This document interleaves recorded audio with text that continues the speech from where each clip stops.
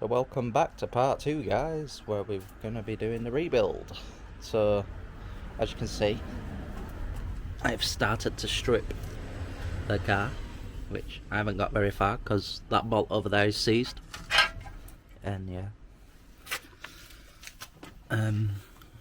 anti-roll bar looking very crusty.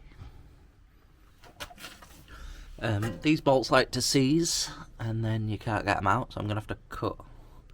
Let's have a look. I'm going to have to cut the bolts there.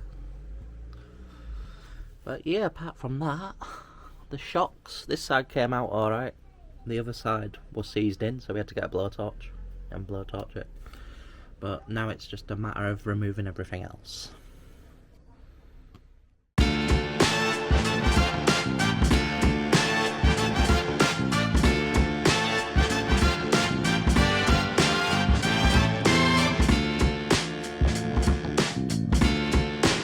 Hey, that bolt was tight. I had to get blowtorch and blowtorch it. It was seized in the aluminium and then that is seized into the steel, so you had both things to deal with. So blowtorched it, impact gun came right out. Look at playing that. Really knackered. The whole thing is just shit. You can see there, look, bush. But yeah, let's carry on. Right, so that's both hubs off and we're ready to drop the subframe. Here are the hubs. See, these bushes are knackered, there's loads of play in them. They weigh a ton of them. Should have took discs off just to make it a bit lighter, but oh well. Alright, let's take the subframe off.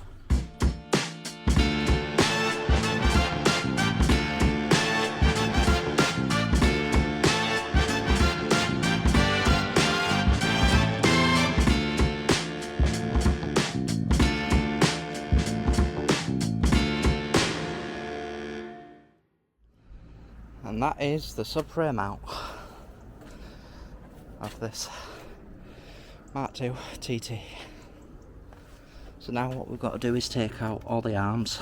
As you can see, I need to cut these off because they're actually seized and you don't want to mess these points up because that's for your tracking, your camber, and if you mess that up it's a new subframe. So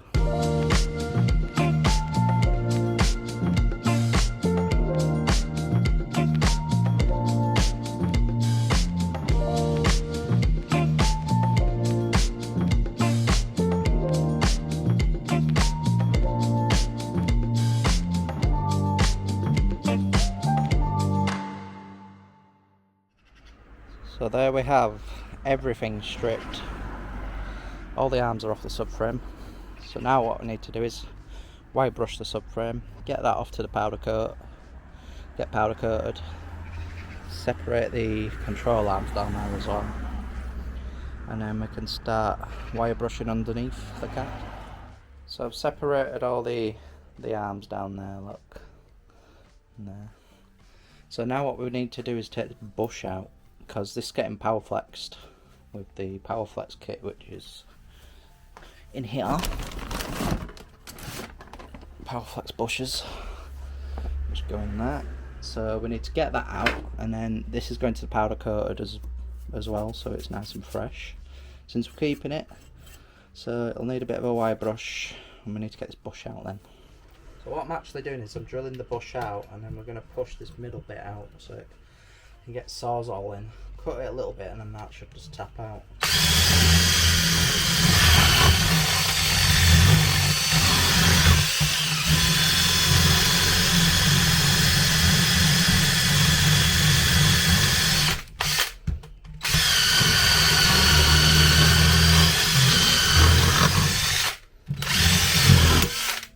Yep, that's one broken.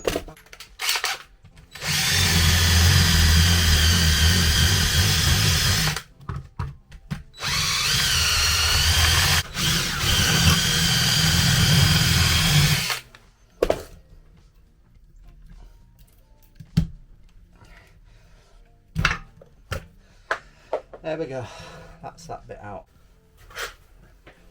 blade's a bit bent, but we'll try it. It's only literally cut the bush out.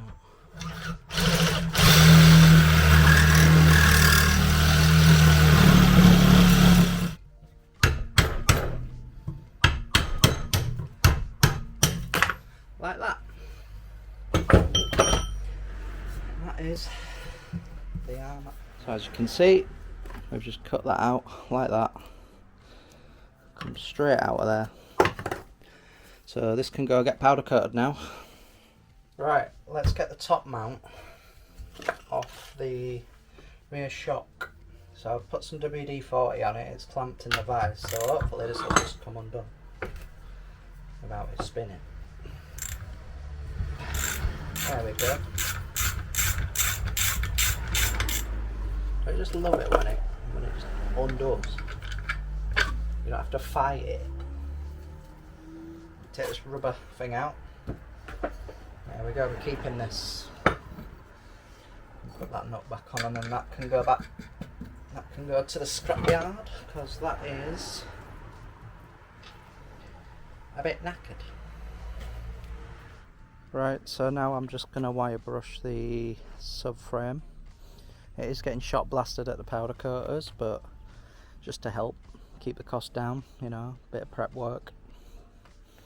The anti-roll bar bushes are off, and that is ready to go to the powder coaters as well.